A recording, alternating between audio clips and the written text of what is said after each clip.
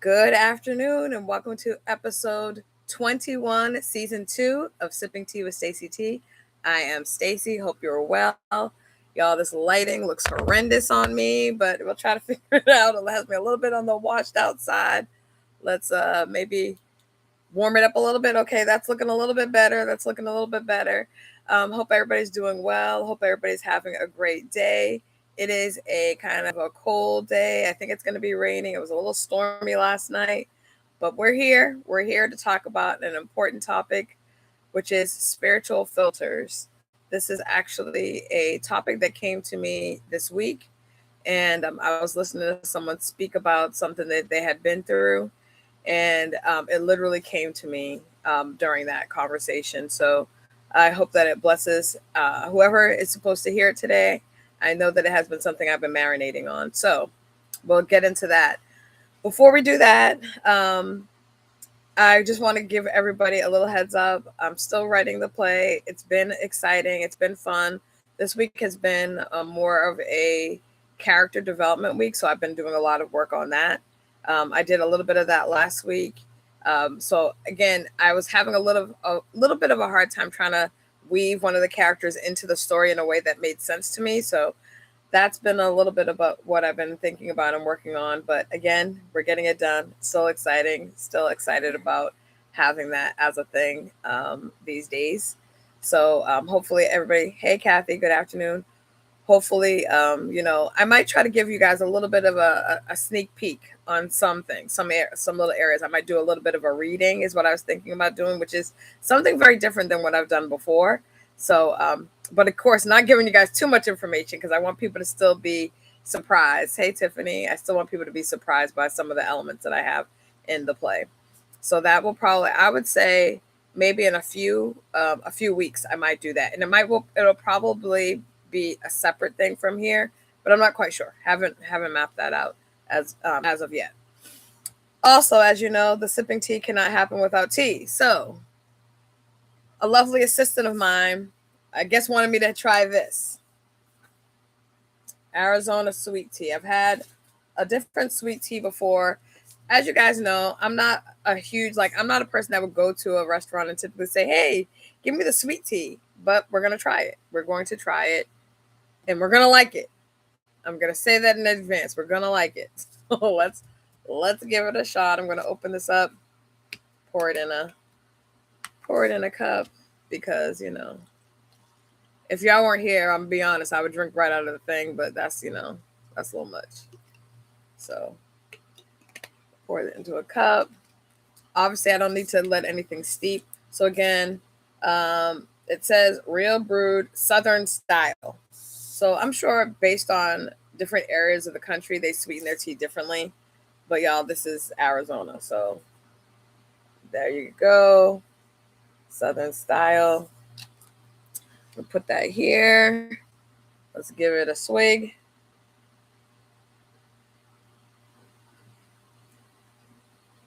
Y'all, I actually have to say this is good. I feel like this is better than the sweet teas. Like when I go to some of the restaurants, when these say sweet tea, sometimes you're kind of like, this has a lot more sugar than I expected. Obviously, this is sweet tea, so it's gonna have the sweetness in it, but it's not. It doesn't feel like it's overpowering. So that's a good thing. That's a good thing. How's everybody doing where you are? How's the weather? What are you guys doing? Anybody have any plans? Getting anything done? Congratulations to one of the daughter of one of our participants on 8th grade graduation. Woo! Proud of you. Excited for what high school will look like for you. Um, keep on doing the things you need to do to excel. Keep listening to your mama and God. Okay? Keep on doing that. That's important, but we're very proud of you. Big accomplishment. Keep on reaching for the stars. Keep on believing in yourself. You can do all things through Christ who strengthens you. All right? All things that He has for you are going to be yours. But you have to listen to God and your mama. All right? And then some other people that, She said, thank you so much. That's good. All right, y'all, let's get into this topic, which is spiritual filters. As you all know, I've been in a very interesting space. Well, maybe you don't know, but in the last, I would say, month, I've been in a really interesting space. I felt very different in a lot of capacities. And by the way, I've noticed that the screen is glitching. I'm not sure if you guys are seeing it every once in a while. It pauses or does a weird thing. So just let me know if it goes haywire. If I see it in the chat, just let me know. Um, but in any event, for the last month, like I said, I have maybe even 2 months. I have felt very different in a lot of ways. And I think that as you go through varied stages of healing, varied stages of just introspection of yourself and digestion of like where you are right now in your life and what season you're in and all the things, right? When you start really doing that and you're really making that your focus and not letting all the other things that life can throw at you be a thing that really kind of moves you all over creation and you really are staying focused on it, I have found for me that I've been hearing God differently. And I will also say that how I have heard God has changed over my life, anyways. But it feels very magnified right now. It feels very consistent in a way that I don't know if you've ever had this experience, but there have been times in my life, and I've said this to all, there have definitely been times in my life where I'm like, hello?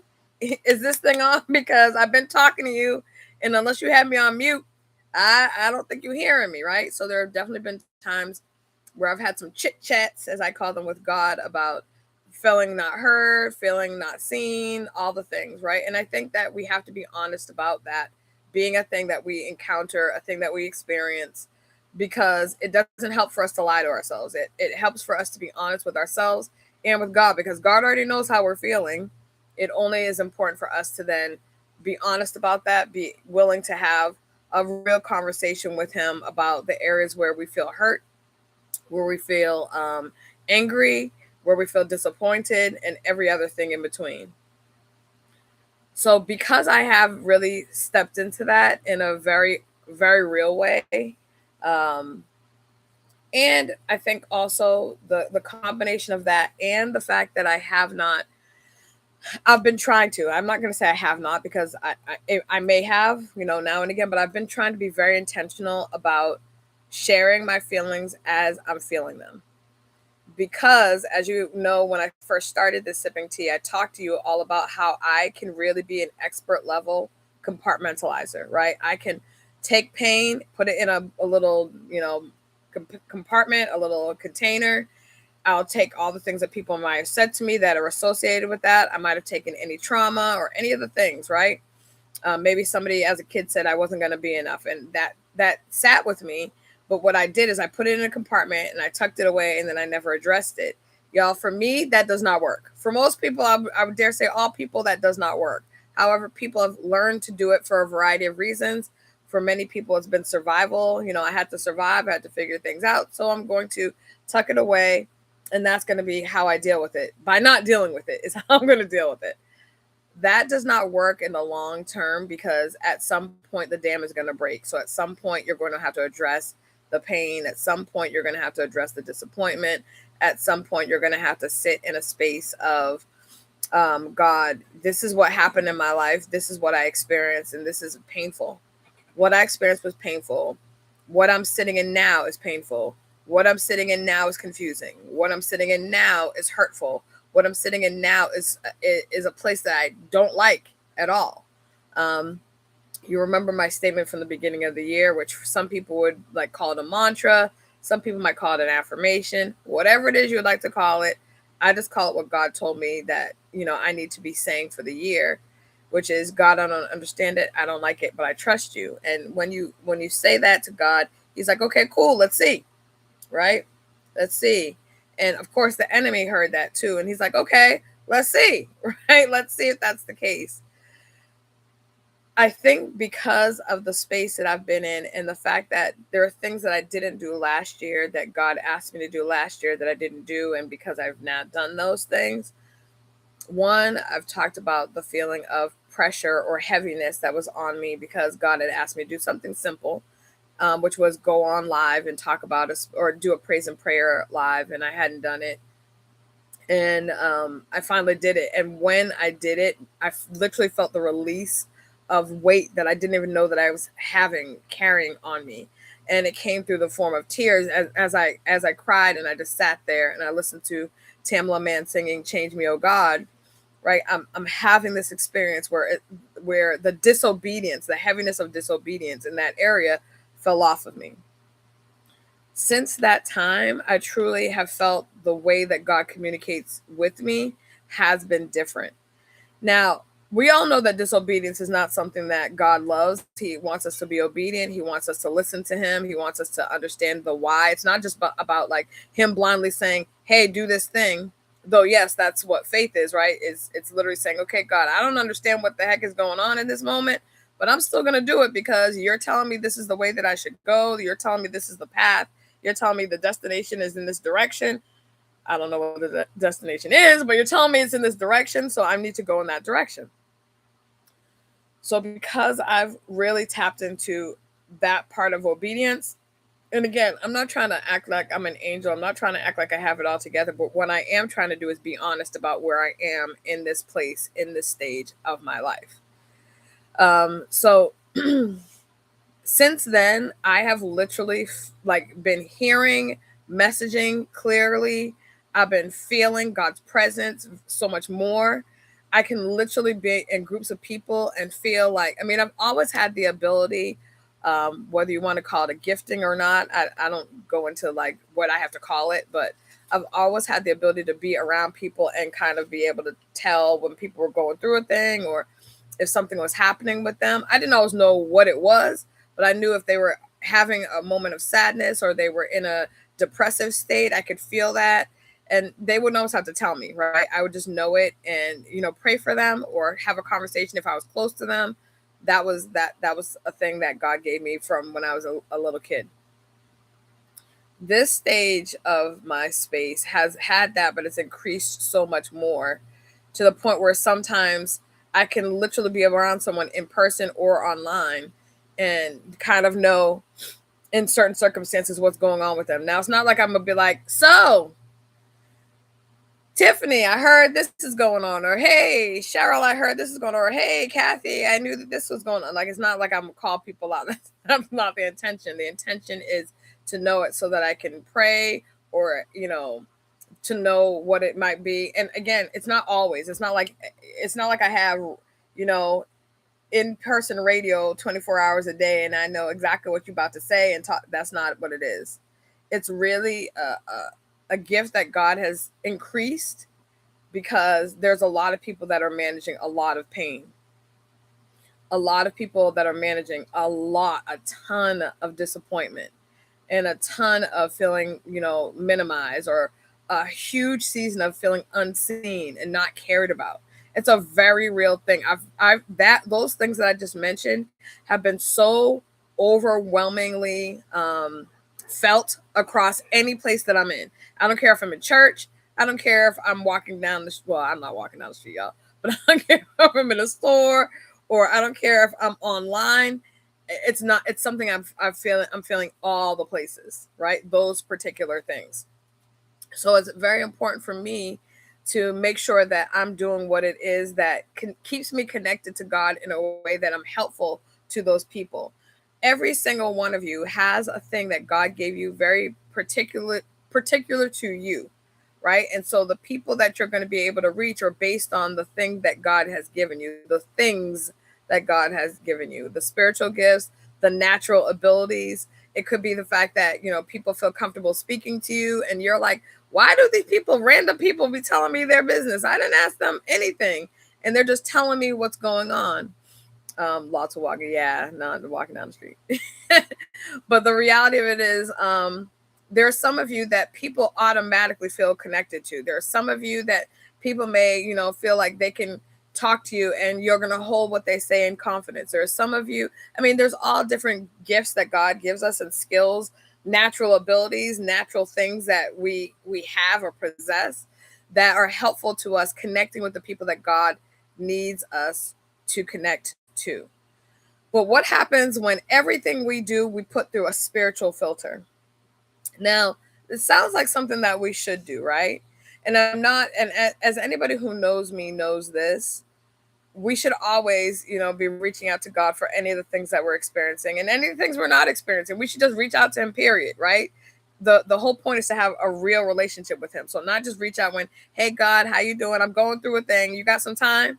Not that kind of thing. But God, I thank you. God, I praise you. God, you're so worthy. God, thank you for all the things that you have done for my family. God, thank you for making a way when I didn't even see there was a way. God, thank you for giving me peace and restoring my joy. God, thank you for, allowing for me to have my right mind when everything was bogged down against me, and every single thing and every way that I look feels like a closed door. Thank you for allowing me to know that you are the door opener, right? So those things are important. So it's not always about like, hey God, how you doing? Can I get $300? Like, it's not always that type of a conversation, right? Because he is not a genie. I've mentioned that multiple times. The spiritual filter I want to talk about is kind of a two-part thing, because when we're when we are walking through life, we have to acknowledge two things are true. We are living in a world, right? We're living in the natural world, but the natural world has spiritual implications. There are spirits everywhere around us. There are things that we need to be able to pay attention to. So, for example, you get in an argument or a deep discussion, let's say a heated discussion with someone, and you're like, where did that come from? It came from the fact that the enemy doesn't want y'all to get along potentially. It came from the fact of maybe you're in your feelings and you couldn't really hear what somebody said. It came from lots of things. So there's lots of different um, reasons why people will have a conversation go far left all of a sudden when you're like, wait a minute, that's not even what I said. What did they hear? Because what I said was X, Y, and Z, and what they heard was elemental P, right?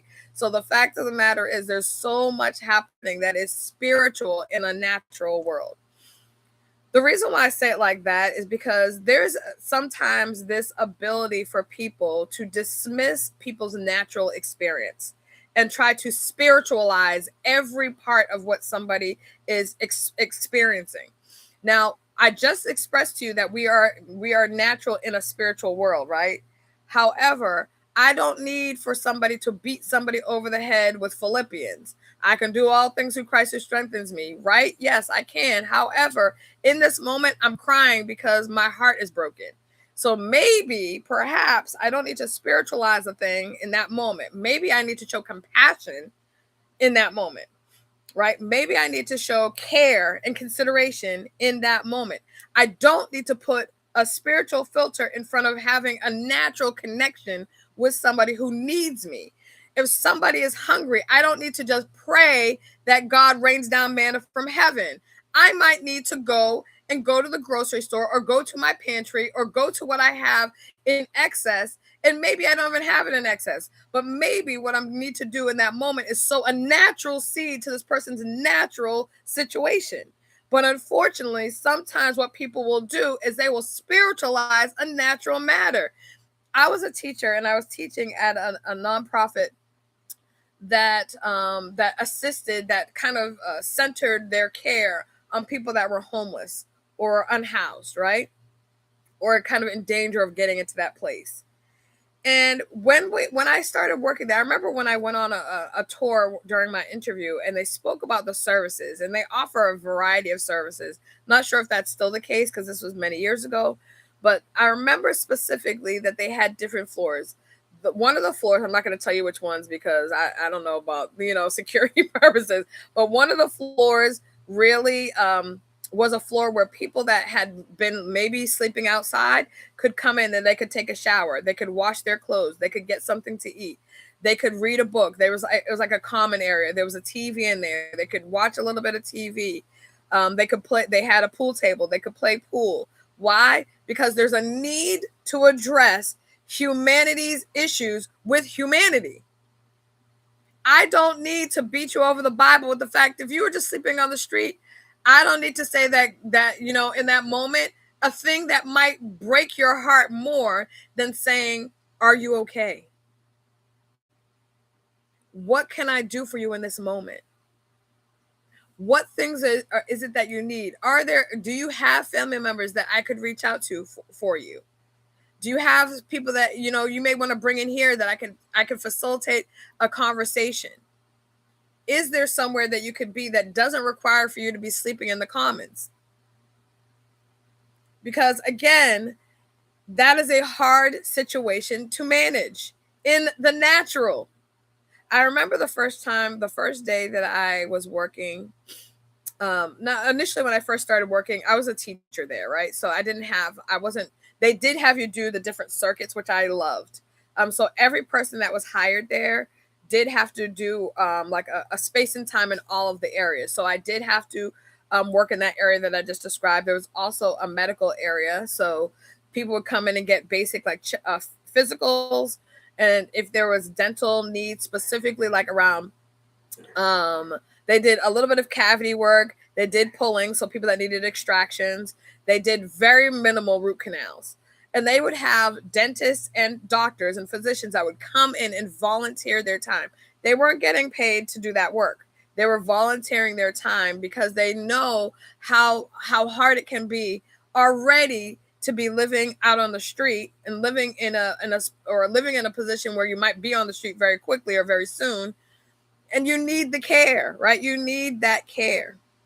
So there was that, and I worked on that. But we also had a mobile van, and that mobile van did also the same thing. They would go on the community, kind of triage specific needs. There was a doctor that would always be on the van and on the medical. Well, they called it a medical van, but they also provided food as well, right?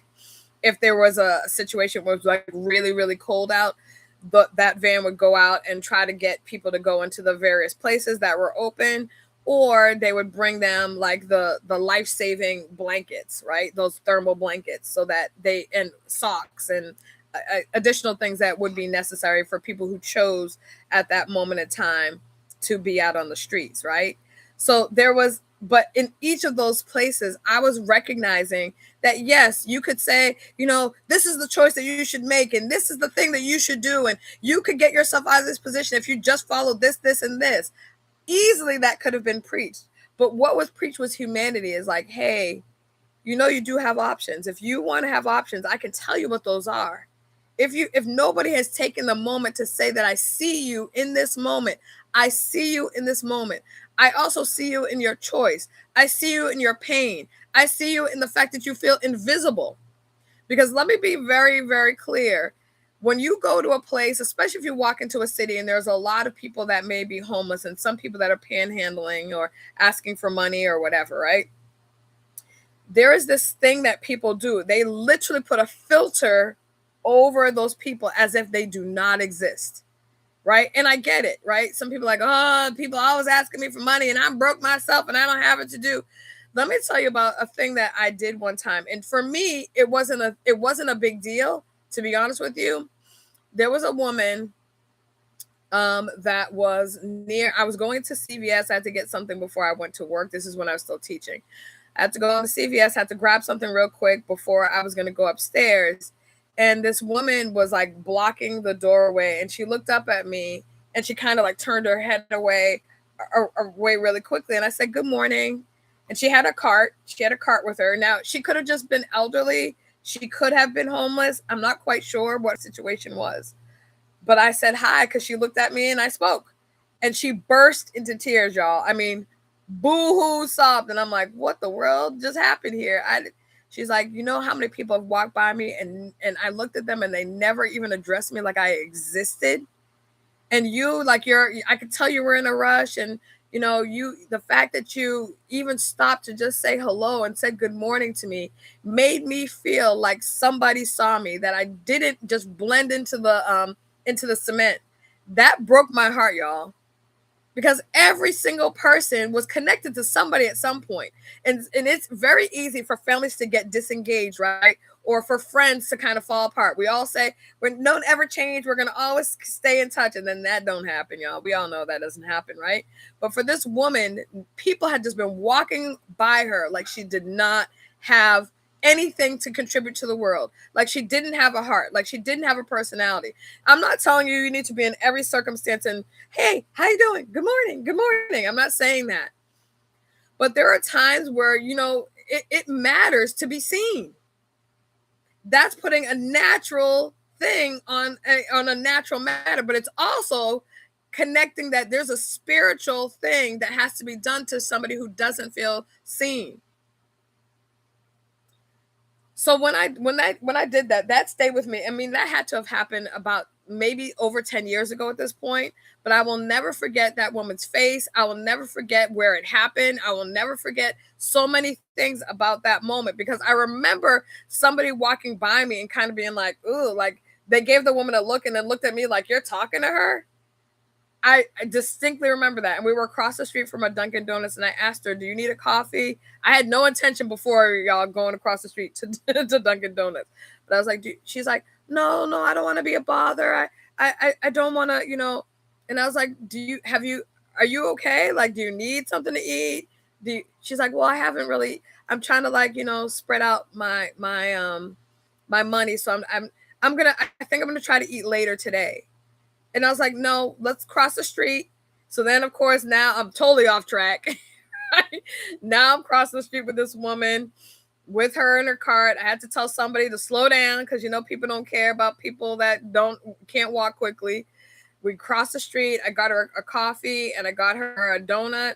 And then I had to run back to work because, y'all, I was gonna be late for what I had to do. But the fact of the matter is, y'all, it's important to make sure that when you're in a situation that you're recognizing the natural matter, but also recognizing and seeing how God can put you in a moment where you put that spiritual filter on to address the natural matter, right? I felt when that woman spoke to me, I felt something within me. And there are times that sometimes we deny that we're feeling a thing because we're like, "Oh, that's not my thing. I don't that might have been indigestion that I'm feeling some type of way or feeling something in here." And no, it's God, it's the Holy Spirit telling you that you can address this natural matter. It's telling you, put on your spiritual filter, not to beat someone up, not to look down on someone, not to think you're better than someone. It's saying, I need for you to be able to hear the matters of the heart, to hear what's going on in someone's mind so that you can address it. So you need to have that filter on, not to filter people out, but to be able to hear what God is saying to bring people in toward Him, right? People often talk about calling people out. How many people have you called in? How many people have you called in, right? Because it's easy to call someone out. I'm gonna tell them about what I think and how I feel and all the things. How many people are you calling in? And how you do that is by having that spiritual filter on, that spiritual thing that allows for you to see the natural matters, but also allows for you to see the spiritual implications of what you can be doing just by addressing a natural thing. It's not always about you and your own situation. We all have one. We all do have, absolutely, 100%. It does matter to be seen and right. It really does. I don't think people understand it, but I want everybody to think about a time where you felt unseen. When you felt like somebody didn't care about you, when you felt like, maybe everybody had turned on you, you felt like people had spread a rumor and it went further than you would ever imagine, because how would people believe this thing about you? If they really knew me, then they would know that I would never, and that's not who I am, and that's not how I show up. But the fact of the matter is, people love to run their trap. They love to talk, right? And so they will talk and talk and talk. And if they say it convincingly enough, there's going to be some people that believe it. Why? Because they haven't addressed you with a spiritual filter. If they really asked God about who you were, then they would know who you really are. But what they will do is they will apply somebody's big mouth and their ability to yap with perfection, and they'll attach that to who a person is. The fact of the matter is, y'all, God is really expecting for us to look to Him, to connect to Him, literally filtering everything. We're able to see filter, but it does not mean the manner of address needs to be a biblical, "Hey, I need to tell you about the love of the Lord." How about you just show it? How about you just show it? How about you just show up with compassion? And then people are intrigued, like, who is this Cheryl person? Who is this? Because every time I've come to her, she's been kind. Every time I've been in her, I've had a down day. She's gone out of her way to make me laugh. Who is this person? Because we think, and sometimes it's because we've been trained. If you're gonna bring people to God, you gotta quote, "For God so loved the world that He gave His only begotten Son." Y'all, knock it off. Stop it. God didn't tell us to do any of that. And no offense to the preachers that may watch this that do that. God bless you. Continue to, do your thing. But the fact of the matter, the everyday person, the lay person that goes out to whomever God sends them out to, whether it's going to work, whether it's going into your home, whether it's going on into whatever situation, going into your local Dunkin' Donuts, going into the hospital for a checkup, God has you always. If you're connected to Him, you're seeing things through a spiritual filter, but you're not beating people up with the filter. That's not the point. Well, I know God, and if you knew God, then you would already have felt what was going on in that situation. I'm telling you, it is very quick that people will try to act just because they know God. Y'all, knowing God is fantastic. Knowing God is the key. But you can't try to act like you know God, and because you know God, you're better than someone else. You're still a sinner saved by grace. That's it. You just happen to know a couple more scriptures. You may have had more, conversation with God than the next person. But let me tell you, there's always somebody that knows God more than you. There's always somebody that has paid attention more than you. There's always somebody that has read more scripture more than you. Now, isn't it wonderful that God doesn't say, well, you're only this level of my child. You're only this level of my son or daughter because you haven't read all the scriptures. You don't know. You can't quote what Ephesians blah, blah, blah is. And if somebody says, do you know that scripture? You're not able to do it without looking up Google and trying to find out what the world it is. Lucky that God doesn't put us on tiers of whether or not He loves us, tiers whether or not He's going to show up, tiers about, whether or not we're worthy enough. When we say, God, I need for you to show up for me, He comes to you. Why? Because you have a spiritual filter that has allowed for Him to see you past your mess. Past your mess. He can see you beyond the foolishness that you may have been involved with. He sees you through a spiritual filter that doesn't discount you or discredit you from the things that He wants to do for you. Why? Because He sees you through that, because He knows that even though you're still messing up, even though you're still tripping through your walk with Him, He knows who you are and whose you are. But we, on the opposite end, oh, well, you see what they have on. Clearly, they ain't got no relationship with God, because it tells you that God, when you with God, then you become modest. Well, you know what? Not everything goes like this. Some things take time. And if that's your biggest concern, ma'am and sir, mind your business. Mind your business. Pray for them. Pray for them instead of worrying about their split. Pray for them instead of worried about their tight pants. Now, I'm going to tell you, I don't like tight pants, and I don't want to see a high split personally either. But that's not my biggest concern. What is going on in that person's heart? What struggle do they have to try to even push their way through to even be doing what it is that they're doing? We don't understand that people are fighting every day to keep their right mind. Every day. And if you're not paying attention, it's getting heavier and heavier and heavier. Oppression, depression, all the things, heavier and heavier. And we're still, like, in our mind, equating things to, oh, this person must not love God. This person is clearly living in sin. This person, worry about you, ma'am and sir. Worry about you. Don't sit there and assume that you know what is going on in somebody's head and heart. Don't assume that you know what God is doing with this person spiritually. Keep praying for them. If you're seeing a person that you're like, oh, well, this person has been doing this for a long time and they're involved, pray. Maybe turn down your plate. If you see somebody battling with addiction, God should clean you up. And whose are you? And this and that. And it's just like the tone in which people speak to people. Imagine God handled us that rough. Now, I'm going to tell you, God has handled me a little rough a little bit. I'm not going to lie. But imagine that's the way that, oh, you can't talk to me because you sinned this week. Sorry. Can't deal with you. Imagine that that was the filter, because I feel like God would be having very limited conversations with people if that was the case. Because his spiritual filter is undeniable, right? He can see all things. He can see when we mess up. He can see when our heart is not pure for somebody. He can see when we're judging people. He can see all the things. So imagine that he actually executed his conversation based solely on how we conducted ourselves.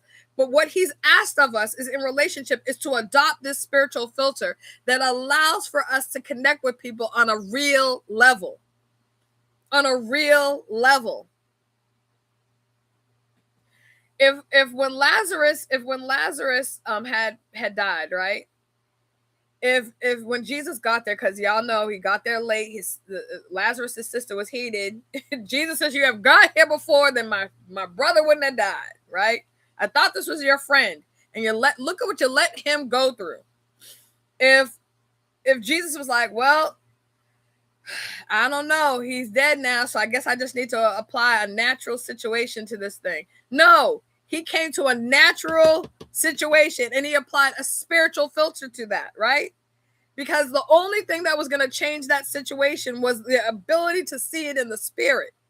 But he did. What did he do? He wept. He had a natural compassion. And because of his natural compassion, he was able to apply a miracle, a spiritual filter to that situation. But he didn't just come to it like, well, the man's dead. If he's dead, he's dead. What you want me to do? Don't take the spilling of other person's eye. The splint. Yeah. Man, it's all the things. People living in glass houses throwing all the rocks, all of them, pebbles, boulders, flagstone, bricks, all the things, all the things. It is so important right now, this space and time that we're in, to recognize God is doing and moving differently. He's doing and moving differently. Now, doing as far as he doesn't change, right? But our experience of him changes. Our knowledge of him changes, right? Our wisdom of who he is and what he can do and the ways that he can show up has changed because we've been through life. When you've been through life, you have different experiences. You have more knowledge of him. It's just like literally an open book test all the time. You get to see how God shows up. You're constantly reading a story about how God shows up and who he shows up in and the ways that he delivers and the ways that he sets free and all the things, right? So now you have beyond just the Bible, because the Bible is stories that happened then, even though some of them are unfolding now, but you're having real life applications. And that's, I feel like, what people need to understand. We now, when we're having the spiritual filter, it's because God is doing the things that happened then. He's doing them in us now. If we apply ourselves, if we position ourselves, God is going to be able to do the same miracles that he did then now. But just like he had to handle some folks back in the day because they were acting crazy, he does the same. He does and will do the same thing now. Your spiritual filter is meant for you as a protection device. It's not meant for you as a weapon. It's meant for you to be able to see the world so you can navigate the world, because we're in the world, but we're not to be of the world. So he gave us this spiritual filter so we can see things differently. We can feel things differently. I'm guaranteeing you that every last one of the people that's on here right now and the people that will watch it later have been in a situation where when you walked into that place, you're like, I don't think I need to stay here. I think I might need to, get out of here. Some in here just doesn't feel right. And people will call it their gut. No, that was the Holy Spirit saving your tail, because you knew full well you shouldn't have been there. There have been moments that I remember my sister and I were going to go out and whatever, and just hang out. And we would go get all dressed, all cute, makeup done, looking right. And we were like, you know what, let's just go out to eat. And then we would hear shooting at such and such a place, stabbing at such and such a place. You're going to tell me that just happened randomly? No. That was the Holy Ghost saying, I don't know why your tail was going in the first place, so I'm going to sit you down and I'm going to save you, because I believe that God protects babies and dummies, and I've been a dummy multiple times. Even in those cases, even in that stage, even though I wasn't there where I am now, right? He had me in a position where he was already showing favor. He was already saying, okay, you're not there yet, but I want to show you what could have happened, what you could have been involved in, what could have been your reality. Times that people want to rush and I want to get to work, and why is the traffic? Oh my gosh, I'm going to be late. And then you pass somebody that had a fatality on the street. And I'm not saying that being late, well, I'm just going to be late all the time because maybe God is just saving my life every time I'm late. That's not what I'm saying. But the reality of it is sometimes we have to recognize and look through things through a spiritual filter. The same exact road that you might have been in, or you're going to take a shortcut to get somewhere, and then on that way to the shortcut, they blocked off the road or whatever. And you're like, man, it's going to take me so much longer. And then you recognize that the reason why is because something happened on that particular journey, right? So it's important for us to remember the spiritual filter is a protective device. It allows for you to see things in a way that you would not otherwise, just going throughout the world, going about your day, you would not normally just see. But it is not meant to beat people up with. And that is where we have to be very careful. We have to be very, very careful. God's grace to us is no joke, but it's also not without an end. That's the word. So yes, you may be in a different situation than someone, but guess what?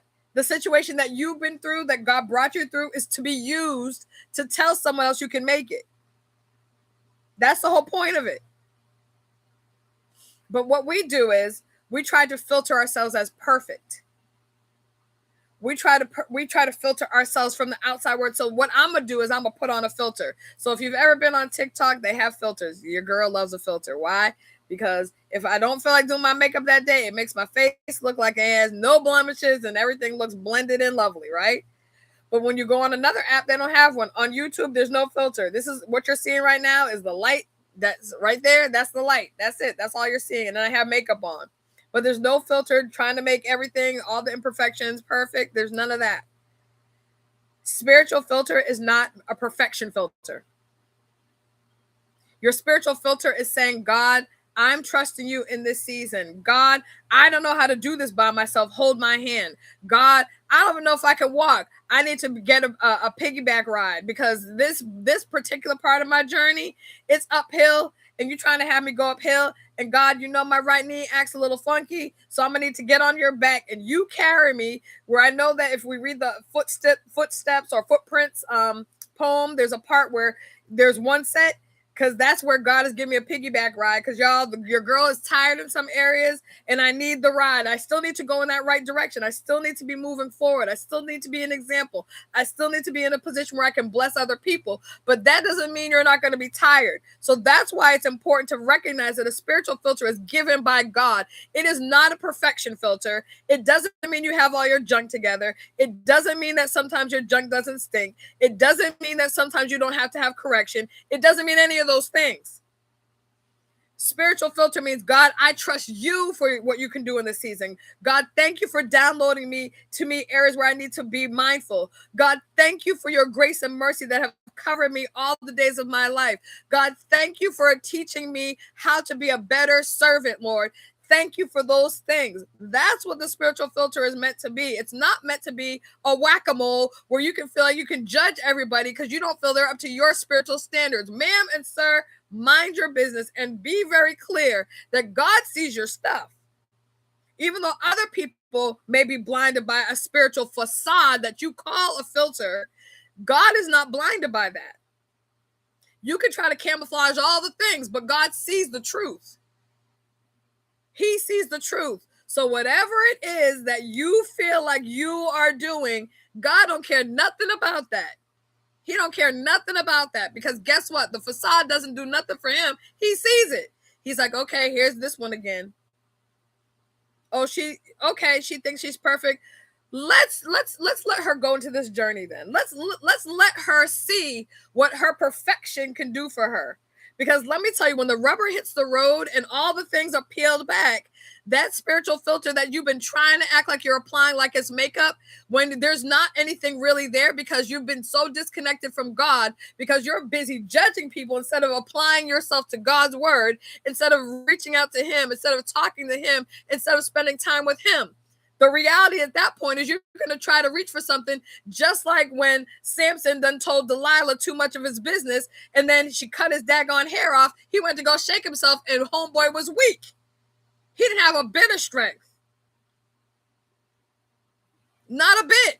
He's going to go fight. Who you fighting, Samson?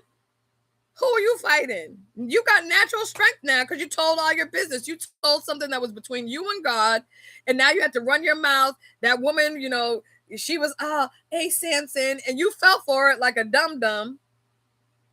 And now, because of that, your spiritual filter is gone.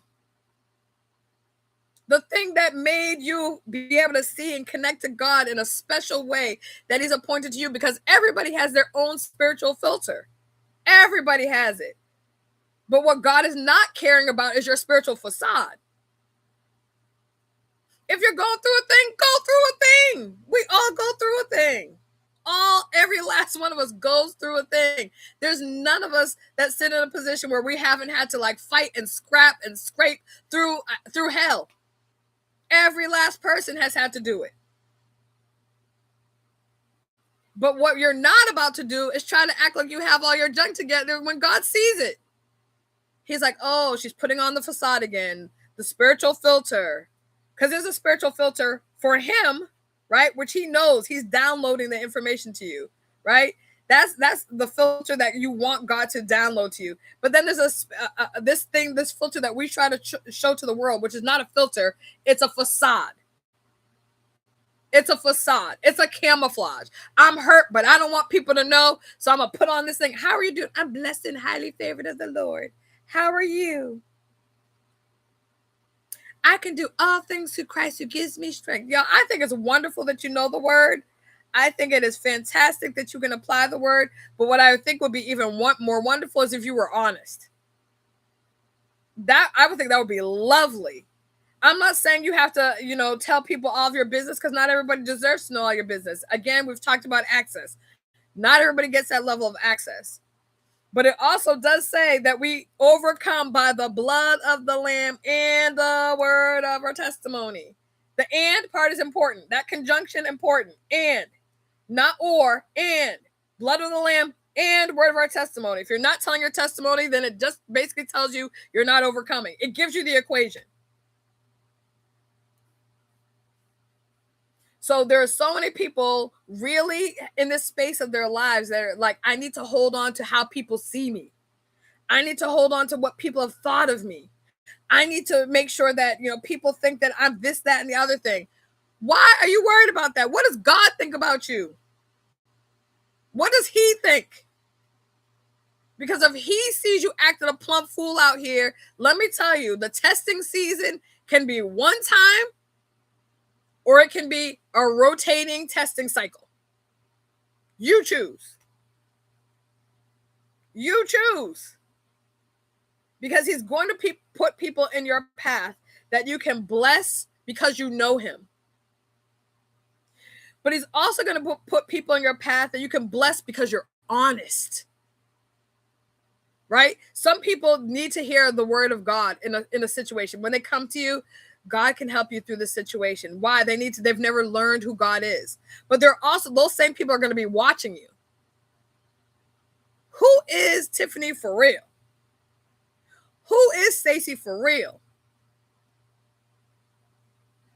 When she's off of here, who is she?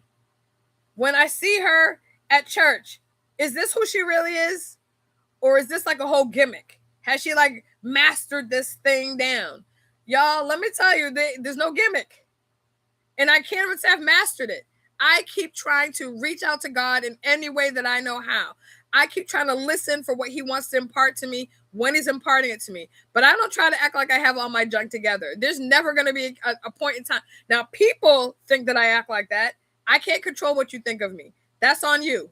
If you want to create a whole narrative about the person you think I am, enjoy. Make it creative. Have fun with it. I don't care. But the fact of the matter of who I really am, I know that I'm flawed. I know that I'm trying to figure this thing out. I know I don't have it all together.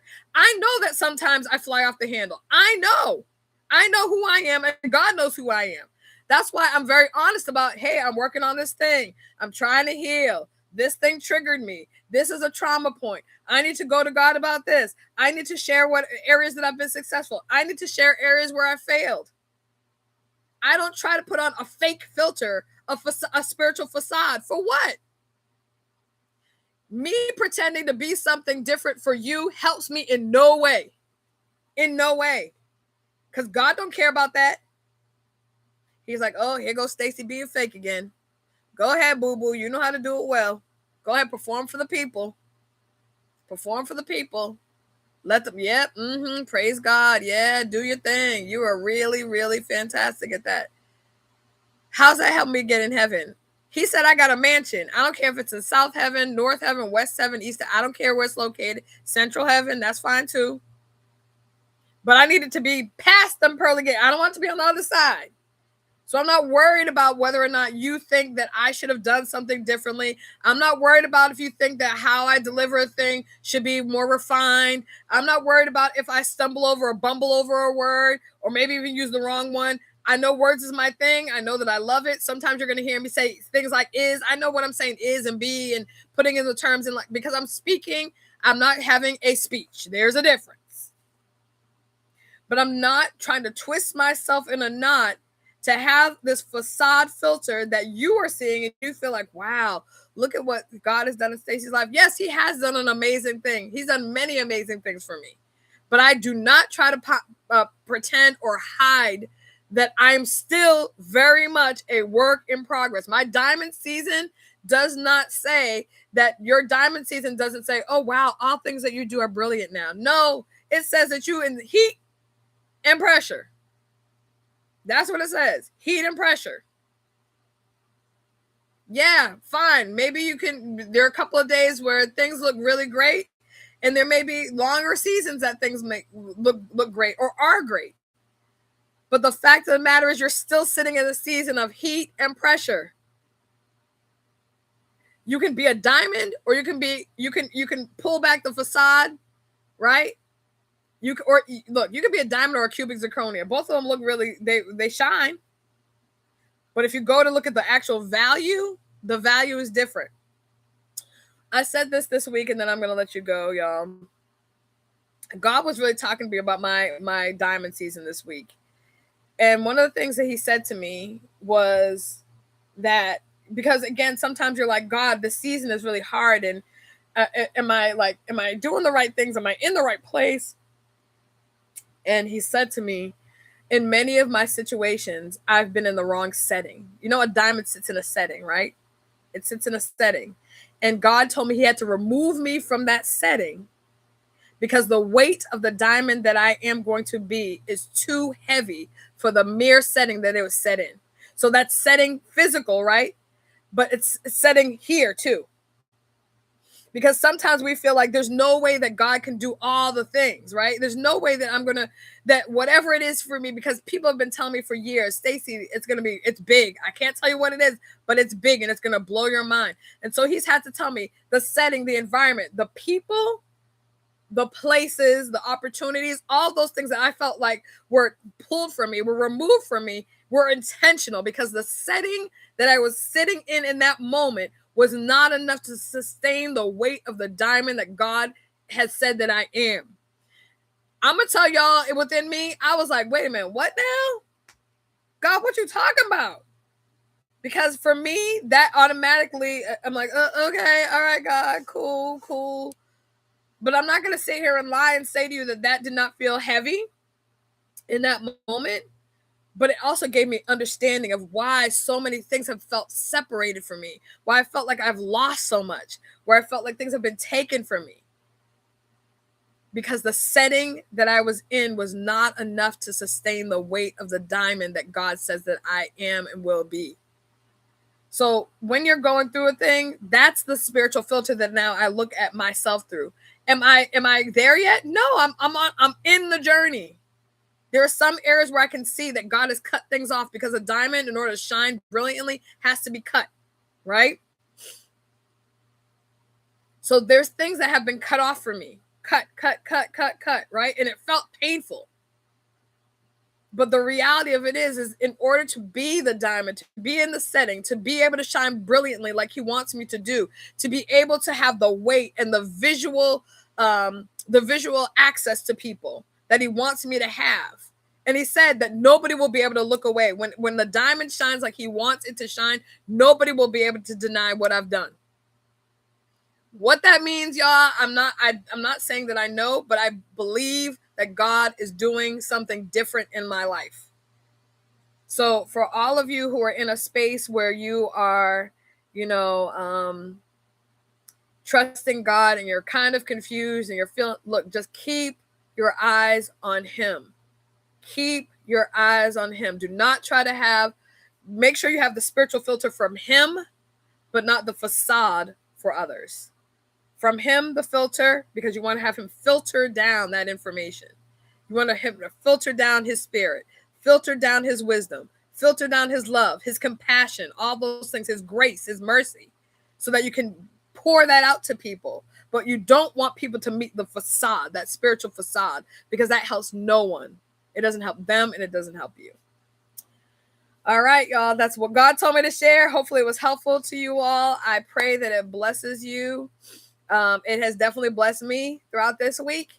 And other than that, be kind to yourself, be kind to others, and extend to yourself first. And then to me, your girl, a measure of grace. I will see you next week, episode 22, season 2, Sipping Tea with Stacey T. Have a great day, y'all. Bye.